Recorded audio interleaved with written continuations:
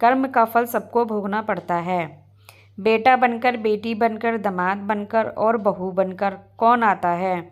जिसका तुम्हारे साथ कर्मों का लेना देना होता है। लेना देना नहीं होगा तो नहीं आएगा। एक फौजी था, उसके माँ नहीं, बाप नहीं, शादी नहीं, बच्चे नहीं, भाई नहीं, बहन नहीं, अकेला ही कमा कमा के फौज में जमा करता जा रहा था। तो थोड़े ही दिन में एक सेठ जी जो फौज में माल सप्लाई करते थे, उनसे उनका परिचय हो गया और दोस्ती हो गई। सेठ जी ने कहा, जो तुम्हारे पास पैसा है वह उतने के उतने ही पड़ा है, तुम मुझे दे दो, मैं कारोबार में लगा दूं तो पैसे से पैसा बढ़ जाएगा, इसलिए तुम दे दो। फौजी ने सेठ जी को पैसा दे दिया। सेठ जी ने कारोबार में लगा दिया। कारोबार उनका चमक गया, खूब कमाई होने लगी, कारोबार बढ़ गया। थोड़े ही दिन में लड़ाई हो गई। लड़ाई में फौजी घोड़ी पर चढ़कर लड़ने गया। घोड़ी इतनी बदतमीज थी कि जितने जोर से लगाम खींचे उतने ही तेज भागे। खींचते खींचते उसके गलफट तक कट गए, लेकिन वह दौड़कर दुश्मनों के गोल में जाकर खड़ी हो गई। दुश्मनों ने वार किया, फौजी भी मर गया, घोड़ी भी मर गई। अब सेठ जी को मालूम हुआ कि फौजी मर गया तो सेठ जी बहुत खुश हुए कि उसका कोई वारिस तो नहीं है। अब ये पैसा देना किसको? अब मेरे पास पैसा भी हो गया, कारोबार भी चमक गया, लेने वाला भी नहीं रहा। तो सेठ जी बहुत खुश हुए। तब तक कुछ ही दिन के बाद सेठ जी के घर में लड़का पैदा हो गया। अब सेठ जी और खुश कि भगवान की बड़ी दया है, खूब पैसा भी हो गया, कारोबार भी हो गया, लड़का भी हो गया, लेने वाला भी मर गया। सेठ जी बहुत खुश। वह लड़का होशियार था, पढ़ने में समझदार था। सेठ जी ने उसे पढ़ाया लिखाया। जब वह पढ़ लिख कर बड़ा हो गया तो सोचा कि अब यह कारोबार संभाल लेगा, चलो अब इसकी शादी कर दे। शादी करते ही घर में आ गई बहू रानी, दुल्हन आ गई। उसने सोचा कि चलो बच्चे की शादी हो गई, अब कारोबार संभालेगा। लेकिन कुछ ही दिन के बाद बच्चे की तबीयत खराब हो गई। अब सेठ जी डॉक्टर के पास, हकीम के पास, वैद्य के पास दौड़ रहे हैं। वैद्य जी जो दे रहे हैं दवा खिला रहे हैं और दवा असर नहीं कर रही, बीमारी बढ़ती ही जा रही, पैसा बर्बाद हो रहा है और बीमारी बढ़ती ही जा रही है। रोग कट नहीं रहा, पैसा खूब लग रहा है। अब अंत में डॉक्टर ने कह दिया कि लाइलाज मर्ज हो गया, इसको अब असाध्य रोग हो गया, यह बच्चा 2 दिन में मर जाएगा। डॉक्टर के जवाब देने पर सेठ जी निराश होकर बच्चे को लेकर रोते हुए आ रहे थे। रास्ते में एक आदमी मिला। कहाँ? अरे सेठ जी क्या हुआ, बहुत दुखी लग रहे हो।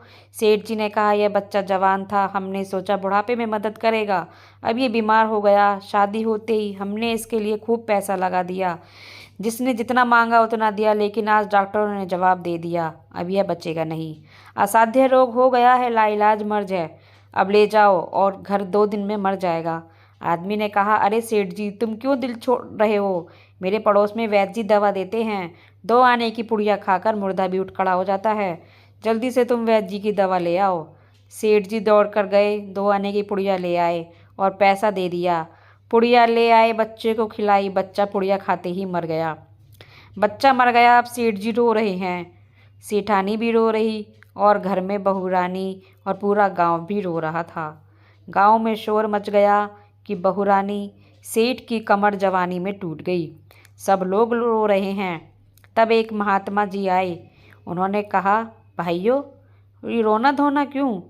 लोग बोले, इस सेठ का एक ही जवान लड़का था, वह भी मर गया, इसलिए सब लोग रो रहे हैं, सब दुखी हो रहे हैं।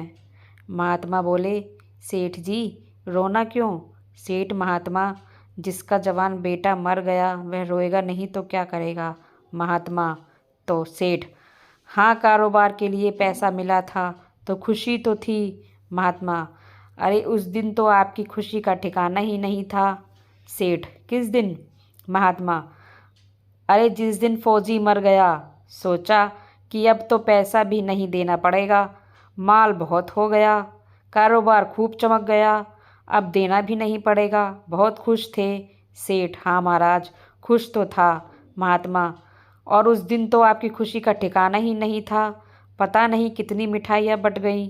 सेठ, किस दिन? महात्मा, अरे जिस दिन लड़का पैदा हुआ था। सेठ, हाँ महाराज लड़का पैदा होता है तो सब खुश होते हैं, मैं भी हो गया तो क्या बात। महात्मा, उस दिन तो खुशी से आपके पैर जमीन पर नहीं पड़ते थे। सेठ, किस दिन। महात्मा, अरे जिस दिन बेटा ब्याहने जा रहे थे। हाँ महाराज, बेटा ब्याहने जाता है तो हर आदमी खुश होता है, तो मैं भी खुश हो गया। महात्मा, तो जब इतनी बार खुश हो गए तो जरा सी बात के लिए क्यों रो रहे हो। सेठ, महाराज ये जरा सी बात है, जवान बेटा मर गया, यह जरा सी बात है। महात्मा, अरे सेठ जी, वह फौजी पैसा लेने के लिए बेटा बनकर आ गया। पढ़ने में, लिखने में, खाने में, पहनने में और शौक में, श्रृंगार में जितना लगाना था लगाया। शादी ब्याह में सब लग गया और ब्याज दर ब्याज लगाकर डॉक्टरों को दिलवा दिया। अब जब 2 आने पैसे बच गए वह भी वैद्य जी को दिलवा दिए और पुड़िया खाकर चल दिया। अब कर्मों का लेना देना पूरा हुआ। सेठ जी ने कहा, हमारे साथ तो कर्मों का लेन देन था, चलो हमारे साथ तो जो हुआ सो हुआ, लेकिन वह जवान बहुरानी घर में रो रही है।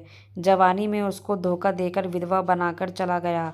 उसका क्या जुर्म था कि उसके साथ ऐसा गुनाह किया। महात्मा बोले, यह वही घोड़ी है जिसने जवानी में उसको धोखा दिया, इसने भी जवानी में उसको धोखा दे दिया। वेद शास्त्र और पुराणों के साथ साथ सभी साधु संतों का कहना है कि यह संसार कर्मों का लेखा जोखा है। इसमें जो जीव चैतन्य है वह समझदारी से भवसागर से पार हो जाएगा। तो फ्रेंड्स, ये कहानी आपको कैसी लगी कमेंट्स बॉक्स में ज़रूर बताइएगा। कहानी को लाइक व शेयर जरूर कीजिएगा और चैनल पर नए हैं तो सब्सक्राइब कीजिएगा। कहानी सुनने के लिए धन्यवाद।